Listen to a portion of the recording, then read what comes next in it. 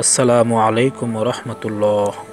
প্রিয় বন্ধু, আজকে আমি ঈমান আকাইদ সম্পর্কিত 3টি গুরুত্বপূর্ণ মাসআলা নিয়ে আলোচনা করব, যা আমাদের প্রত্যেকের জন্য জানা অত্যন্ত জরুরি। নাম্বার 1, আল্লাহ তাআলার ইচ্ছা ছাড়া পাতাও নড়ে না, তাহলে গুনাহগারের অপরাধ কী? নাম্বার 2, গুনাহ করে গর্ব করার হুকুম কী? নাম্বার 3, রাশিফল বিশ্বাস করলে তার ঈমান থাকবে কিনা? প্রথম প্রশ্ন, হাদিসে আছে আল্লাহর ইচ্ছা ছাড়া একটি গাছের কণাও নড়াচড়া করার ক্ষমতা নেই। তাহলে মানুষের দ্বারা যত অন্যায় অপকর্ম হয় তার সবই কি আল্লাহর ইচ্ছাতেই হয়?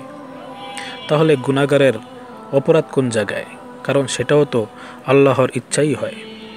তার উত্তর হলো, পৃথিবীতে ভালো মন্দ যা কিছু হয় সব আল্লাহর ইচ্ছাতেই হয়, কিন্তু ইচ্ছার অর্থ আল্লাহর সন্তুষ্টি এবং অনুমতি নয়, বরং ইচ্ছার অর্থ হলো পৃথিবীতে কোনো ক্ষুদ্র বস্তুকে আল্লাহ তাআলা নাড়ানোর ইচ্ছা করলেই নড়ে, আর ইচ্ছা না করলে তার পক্ষে নড়া সম্ভব নয়।